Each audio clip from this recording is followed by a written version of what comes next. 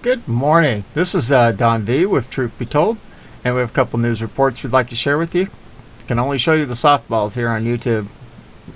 Every time I turn around, I'm getting a strike for some dumb reason, and I show you everything I read and the news reports that I'm bringing off the internet on conservative sites, so they don't like that.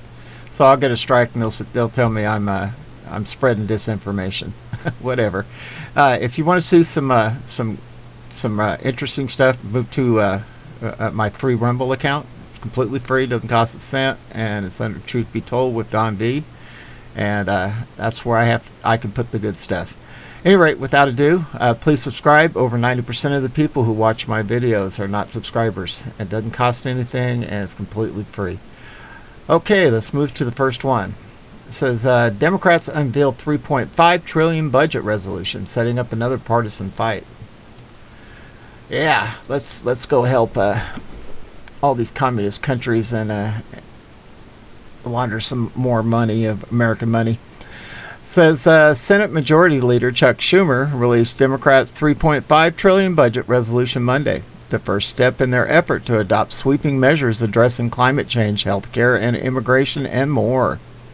The budget, spearheaded by Vermont Independent Senator Bernie Sanders, comes hours after the bipartisan infrastructure bill beat a Senate filibuster and appeared set to pass as soon as Monday, along with the reconciliation package text. Schumer also released committee-specific instructions for crafting its different provisions. Yeah. While the infrastructure bill beat a filibuster with the help of 18 Republicans, the reconciliation plan faces unanimous GOP opposition. Budget rules, however, allow for it to be passed with a simple majority, meaning the Democrats can push it through on party line votes as long as their caucuses stay united. The plan points to September 15th as when committees should aim to finalize their respective sections. The resolution, however, omits language addressing a debt ceiling raise, setting up ugly partisan fight.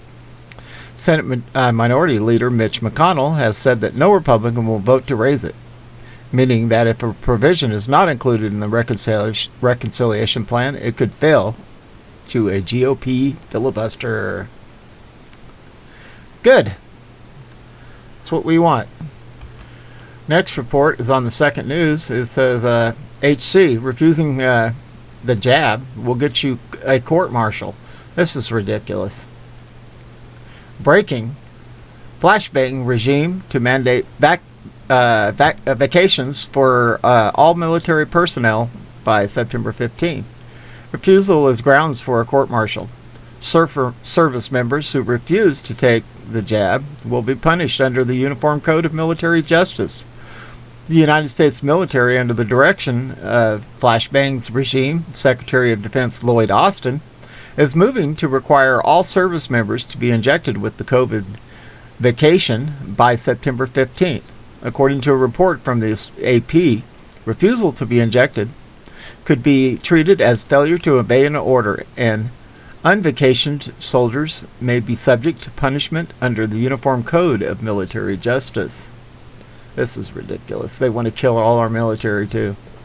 I will seek the President's approval to make the vacations mandatory no later than mid-September or immediately upon approval by the Food and Drug Administration.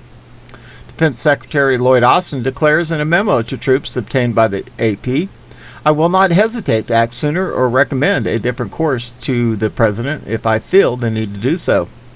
The requirement could be moved up to an even earlier date if infections continue to rise, and restrictions such as wearing masks, social distancing, and travel limits will apply to unvacationed service members in the interim.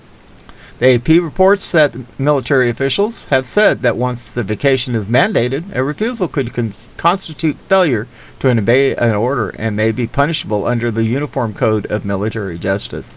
Glad I'm not in the military, because I'd tell them to kiss my tail. National File previously reported on Austin's push to make all members of the U.S. military become vacationed. Secretary of Defense of Flashbang's administration, Lloyd Austin, is set to announce mandatory COVID-19 vacations for all active duty troops at the direction of Slow Joe, according to a report from the Communist News Network. Defense Secretary Lloyd Austin is expected to seek authorization to make COVID-19 vacations mandatory for all active duty troops as soon as this week, following Flashbang's directive that the military examine how and when it could make that happen, the Communist News Network reported.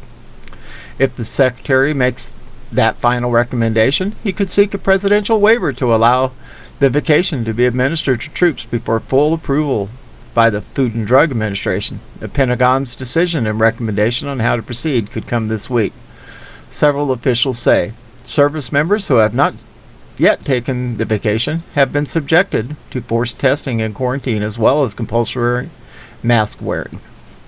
This is just absolutely, totally ridiculous. What, hey Democrats, what about my body, my choice? Yeah, exactly.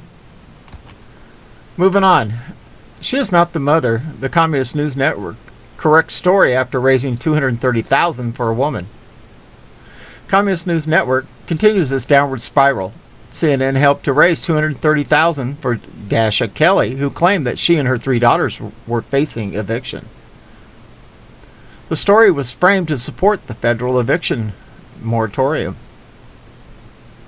Communist News Network recently promoted the story of a mom of 3 young children who was nervous about being evicted amid the federal evictions moratorium. The liberal network even pushed a GoFundMe to help her cover the rent. But it turns out she wasn't the mother after all. I'm not making this stuff up. This is just ridiculous. The Communist News Network reporter, Nit Watt, caught up with Dashi's Kelly's last week for a story on the recent eviction moratorium lapse. He referred to the 3 children as her little girls and noted that they could all end up on the street, as the Communist News Network on-screen Chiron said, "Mom braces for eviction." Watt explained that Kelly lost her job because of the coronavirus pandemic and could no longer afford childcare, and her little girls were shown during CNN's segment. Oh my word. CNN was forced to update the story. It turns out that Dasha Kelly was not the mother of these 3 children. These children are cared for by their mother, Shadia Hilo, and father, David Allison. David Allison is dating Dasha Kelly. Here's the update from the Communist News Network.